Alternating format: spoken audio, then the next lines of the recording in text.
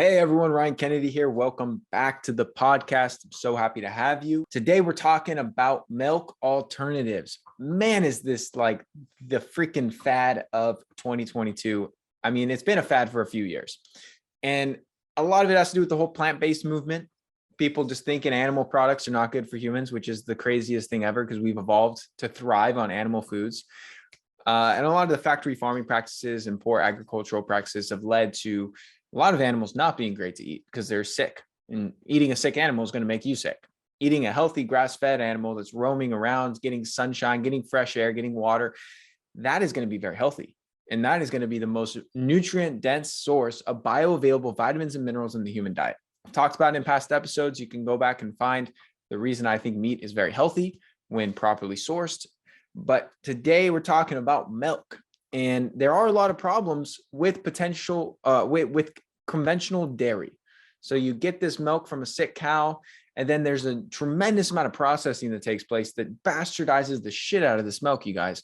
They pasteurize it, first of all, which heats the milk up to a high temperature in order to quote unquote kill off any bacteria, even though most of the bacteria in the milk in raw milk is good for you. It's good for humans to get that bacteria. It's not like it's pathogenic bacteria, and it's in a balance, and it's a good microbial balance. But neither here nor there. They pasteurize the shit out of it, and that kills off all the enzymes. These enzymes help to break down the milk. And so a lot of people that think they have problems with lactose, lactose being the main sugar in milk, well, that's because their bodies don't produce enough of the lactase enzyme that breaks down the lactose. Well, guess what? Mother Nature, in her infinite wisdom, put copious amounts of the enzyme lactase in the freaking milk to break down the lactose for you, so your body didn't have to. When you pasteurize it, it knocks all those enzymes out because the heat kills off the enzymes. So you're left with dead milk. So that's one problem. Then they homogenize it, which is essentially a process where they drive the dairy through this tiny little hole with a ton of pressure in order to rupture all the fat cells, because God forbid the fat rises to the top of your milk. And then all you have to do is turn the milk upside down, turn it back right side up in the jug, and it instantly mixes into solution. But you know what? It's too much for people to have to do that. So we'll just homogenize it, which ruptures these cell walls and causes a whole nother set of problems. So then what you're left with is poor quality dairy from a sick animal to start with, that's then been so bastardized and processed by these man-made processes that now it's just it's a bunch of white toxic nonsense. I am not a fan of most dairy for this reason. And most people I work with, I don't have dairy in their diets because a lot of people don't tolerate it well. Now, with that being said, I don't think dairy is all bad. I'm going to do another episode all about this, of why I think goat milk cheese and sheep milk cheese, specifically raw, are amazing longevity foods and are freaking fantastic for human nutrition. And I am a huge fan. I eat them every day. I love a good raw goat's milk cheese. Holy smokes. Ooh, do I get down with some cheese, guys? Same with sheep's milk. And I'll even throw some A2 cow's milk in the mix. But this is not the same as what you're getting from, your Kraft singles, which isn't even freaking cheese. That's cheese-like nonsense. That's more chemicals than it is actual dairy. But even your conventional cheeses, when they pasteurize it, it does disrupt the enzyme process, which causes a lot of digestive challenges for people with the dairy. And so I am a big fan of a high-quality raw cheese, and I eat it pretty much every day. And dairy is one of the most nutritionally complete foods on the planet because it's the sole substance that can sustain and grow life in a mammal for the first few years of its existence. That is powerful stuff. I mean, the amount of fatty acids, amino acids, vitamins, minerals, and various micronutrients contained in dairy will blow anyone's socks off. It's fantastic stuff. So when you're getting it from a good source and you're not pasteurizing and processing the shit out of it, well, guess what? It's pretty damn good for humans. Especially if you don't have any, I mean, there are people that have an allergy or sensitivity or immunoreaction to dairy, and those people should avoid it. My girlfriend doesn't even do good with my amazing raw goat's milk cheese that 90% of people do phenomenal with. She's one of those people where she eats any kind of dairy, it doesn't work for her body, and I'm helping her heal some stuff with colostrum so that I believe one day in the future soon, like in the next 6 months, I'm going to get her to be able to eat dairy. She's going to be stoked about it because she loves dairy. But as of right now, as we're healing a few things, she does better without it. And some people, that's the case.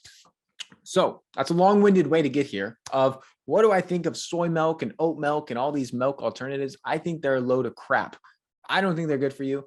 I think soy milk is garbage. Most soy products in general, because it's all genetically modified soybeans and they have a very estrogenic effect when they're not fermented or aged, should just not be in your diet at all. Soy milk, throw it out. It's terrible.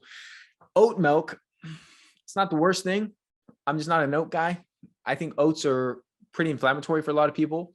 They carry pretty much no nutritional benefit. I mean, when you look at the amount of stuff that's in oat milk, it's not a lot of good stuff for you. And a lot of these milk alternatives are using a lot of different stabilizers and additives in order to keep the consistency just right, and preservatives to make sure it's not going rancid. I'm just not a fan of those. Now, my favorite milk alternatives are not oat milk. It's not soy milk. Those are garbage. I love a good coconut milk.